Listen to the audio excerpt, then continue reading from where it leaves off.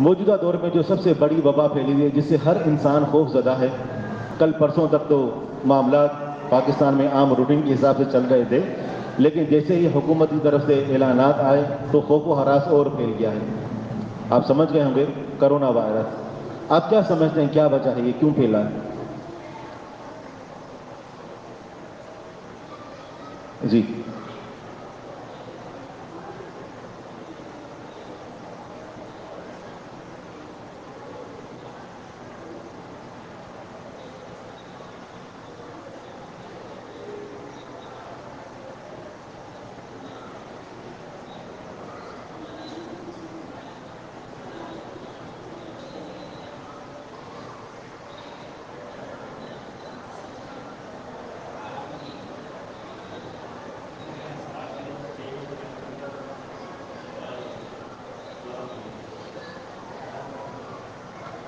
صحیح۔ اور کیا وجہ ہو سکتی ہے کہ یہ پھیلا کیوں ہے؟ اس کے پیچھے کیا سبب ہے؟ کیا اللہ تعالیٰ آزمانا چاہتا ہے یا یہ کسی گناہ کے نتیجے میں وجود میں آیا ہے؟ اللہ تعالیٰ کی ناراضگی۔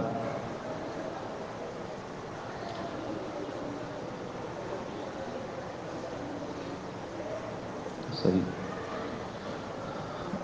کاشف نام ہے آپ کا؟ جی، کاشف نے بہت اچھی بات کہی کہ اللہ تبارک و تعالیٰ سزا دیتا ہے۔ کوئی معاملہ آتا ہے نا تو وہ در حقیقت سزا ہوتا ہے، کوئی بھی اس طرح کا عذاب وہ سزا ہوتا ہے، لیکن ان لوگوں کے لیے کہ جو اس کے اصل سبب ہوتے ہیں، اور پھر کچھ لوگوں کے لیے آزمائش بھی ہوتا ہے۔ اللہ تبارک و تعالیٰ کا فرمان فرمایا کہ وَلَنُذِيقَنَّهُم مِّنَ الْعَذَابِ الْأَدْنَىٰ دُونَ الْعَذَابِ الْأَكْبَرِ لَعَلَّهُمْ يَرْجِعُونَ کہ بڑے عذاب یعنی جو قیامت کا جہنم کا جو عذاب ہے، اس بڑے عذاب سے پہلے ہم لوگوں کو چھوٹے چھوٹے عذاب میں مبتلا کریں گے تاکہ یہ واپس آ جائیں۔ اور اس طرح کا جو بھی معاملہ آتا ہے اس کے پیچھے انسان کے اپنے کرتوت ہوتے ہیں۔ اللہ تعالیٰ کا فرمان ہے ظَهَرَ الْفَسَادُ فِي الْبَرِّ وَالْبَحْرِ بِمَا كَسَبَتْ أَيْدِي النَّاسِ کہ جو کچھ لوگ کماتے ہیں اپنے ہاتھوں سے تو خشکی اور تری میں اسی وجہ سے فساد پھیل گیا، تو یہ اس کا سبب ہے۔ اور رسول اللہ صلی اللہ علیہ وسلم کا فرمان ہے کہ جب بھی کسی قوم میں فحاشی عام ہوتی ہے تو اللہ تعالیٰ ان کو بیماریوں میں مبتلا کر دیتا ہے۔ آگے حدیث کے الفاظ ہیں وَالْأَوْجَاعَ الَّتِي لَمْ تَكُنْ فِي أَسْلَافِهِمْ اور ان کے جسموں میں ایسے درد اللہ تعالیٰ پیدا کر دیتا ہے جو پہلے لوگوں میں نہیں تھے۔ کچھ دن پہلے تک ہم نے بیماری کے نام بھی نہیں سنے تھے، اور موجودہ دور میں ہر تیسرے چوتھے شخص کو وہ بیماری لگی ہوئی ہے۔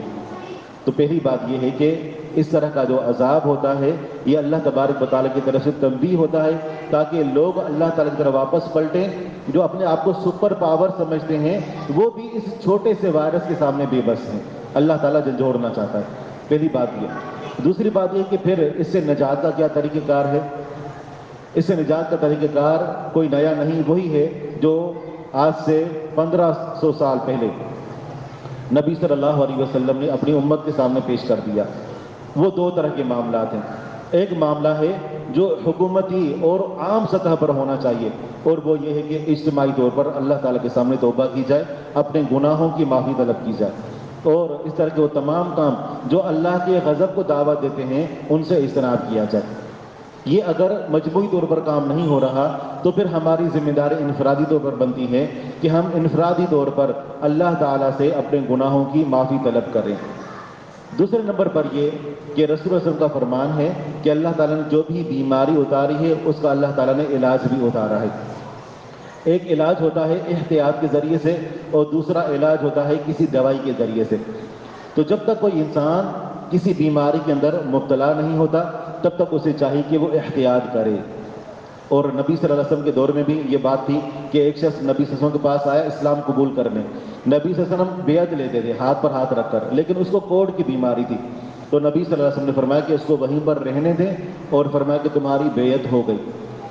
اگر کوئی بیماری پھیلتی ہے تو وہ اللہ تعالیٰ کے حکم سے پھیلتی ہے، لیکن شریعت نے بھی حکم دیا ہے کہ آپ احتیاطی تدابیر اختیار کریں، حتیٰ کہ اگر کوئی شخص ہے جس کو اپنے اوپر یقین ہے کہ وہ کسی ایسی بیماری میں مبتلا ہو چکا ہے جو پھیل سکتی ہے، تو پھر اسے چاہیے کہ وہ اپنے گھر کے اندر محدود رہے اور اس کے اوپر لازم ہے کہ وہ اپنی نمازیں بھی گھر کے اندر پڑھے، تاکہ کہیں ایسا نہ ہو کہ اس کے عام اجتماعات میں جانے کی وجہ سے اس کی بیماری دوسروں تک منتقل ہو اللہ کے حکم سے۔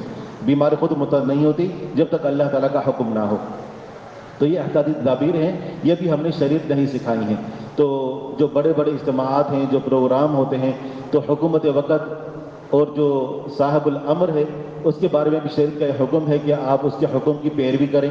تو حکومت کی طرف سے یہ اعلان بھی آ چکا ہے، تو ہمیں خود کو بھی چاہیے کہ ہم اس طرح کے بڑی یعنی جو بھیڑ والی جگہ ہیں وہاں پر جانے سے خود کو بچائیں، اور تمام کا جو احتیاطی تدابیر ہیں ان کو اختیار کریں۔